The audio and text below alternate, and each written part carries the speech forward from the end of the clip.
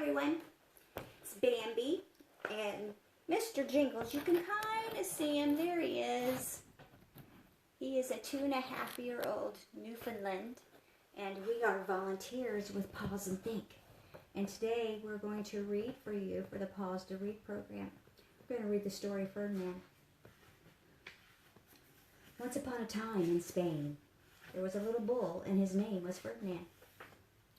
All the other little bulls would run and jump and butt their heads together, but not Ferdinand. He liked to just sit quietly and smell the flowers. He had a favorite spot out there in the pasture under the cork tree, and he would sit there all day in the shade and smell the flowers. Sometimes his mother, who was a cow, would worry. She was afraid he'd be lonesome. "Why don't you run and play with the other little bulls?" she'd say. He'd shake his head. "I like it better here, where I can sit quietly and smell the flowers." His mama saw that he wasn't lonesome, and she was understanding. She let him just sit there and be happy. As the years went by, Ferdinand grew and grew until he was very big and strong. All the other bulls who had grown up with him in the same pasture would fight each other all day. They would butt each other and stick each other with their horns.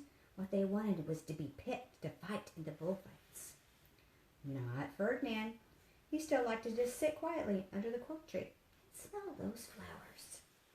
One day, 5 men came in very funny hats to pick the biggest and fastest and roughest bull to fight in the bullfights. All the other bulls ran around snorting and butting, leaping and jumping, so the men would think that they were very strong and fierce. Ferdinand knew they wouldn't pick him, and he didn't care. So he went out to his tree to sit down. He didn't look where he was sitting, and instead of on the nice cool grass where he sat on a bumblebee. Well, if you were a bumblebee and a bull sat on you, what would you do? You know what you'd do. You'd sting him. And just like that, the bee did. Oh, did that hurt? And Ferdinand jumped up and snorted. He ran around puffing and snorting and butting and pawing the ground. Thought he was crazy. The 5 men saw him, and they shouted with joy. Here was the largest and fiercest bull of all. So they took him away in a cart. What a day! Flags were flying, and bands were playing, and all the lovely ladies had flowers in their hair. They had a parade. First came the bandoleros, with long, sharp pins to stick the bull to make him mad. Next came the picadores, who rode skinny horses and long spears to stick the bull and make him even madder. Then came the bull. You know what? Who that was? He came to fight the matador. They called him Ferdinand the Fierce, and the bandoleros were afraid of him. And the picadores were afraid of him, and the matador was scared stiff.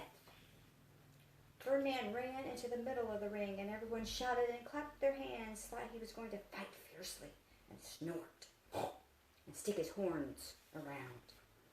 No, not Ferdinand. When he got to the middle of the ring, he saw the flowers in all the lovely ladies' hair, and he just sat down quietly and smelled. He wouldn't fight. He wouldn't be fierce, no matter what they did. He just sat and smelled the flowers. And the bandoleros were mad, and the picadores were even madder, and the matador was so mad he cried. So they had to take Ferdinand home. And for all I know, he is still sitting there under his favorite cork tree, smelling those flowers. And he is very happy. I hope you're having a great day. Jingles up, jingles up. And Jingles hopes you're having a good day. We miss coming to see you, but we hope you're all doing well. We love you. See you soon. Bye now.